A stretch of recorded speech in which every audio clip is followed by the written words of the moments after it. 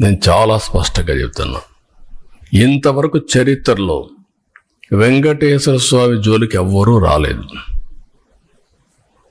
మీరు ఇంకా చరిత్ర డీప్గా వెళ్తే బ్రిటిష్ వాళ్ళు కూడా వెంకటేశ్వర స్వామి జోలికి రాకుండా మిగిలిన దేవాలయాలు ఇచ్చేసినా ఇక్కడికి వచ్చినప్పుడు మాత్రం వాళ్ళు ఇంకా ఇంప్రూవ్ చేశారు. రికార్డ్స్ కానీ పద్ధతులు కానీ సాంప్రదాయాలను కానీ ఇంప్రూవ్ చేశారు. That is the power of God. అలాంటి దేవుడి దగ్గర మీరు చేసిన అపచారం చూస్తే దుర్మార్గమైన అపచారం. ఈరోజు మళ్ళీ నిన్న మొన్న మీరు మాట్లాడుతూ ఉంటే చూస్తే ఎంత దుర్మార్గంగా మాట్లాడుతున్నారంటే, నేను అపాలజీ చెప్పాలి, మేము చెప్పాలి. రెండోది బూతులు తిడితే కూడా భరించాలి. అంటే మీకు రాజ్యాంగం పైన గౌరవం లేదు. ముఖ్యమంత్రి కానీ డిప్యూటీ సీఎం కానీ ప్రభుత్వ అధినేతలు అంటే లెక్కలేతనం.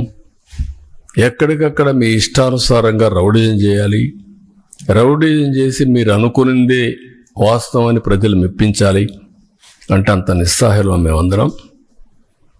అందుకే నేను అందరికీ పిలిపిస్తున్నా. ఇది చూసిన తర్వాత ఎక్కడ కూడా సిబిఐ రిపోర్ట్లో ఇది కల్తీ లేదని ఎక్కడా చెప్పలేదు. నిన్న అతని స్పీచ్ చూస్తే ఏమనాలో నాకు తెలియదు. కరుడు కట్టిన నేరస్తులు ఏ విధంగా అసత్యాన్ని నమ్మించడానికి ప్రయత్నం చేస్తారో అదే చేస్తున్నారు.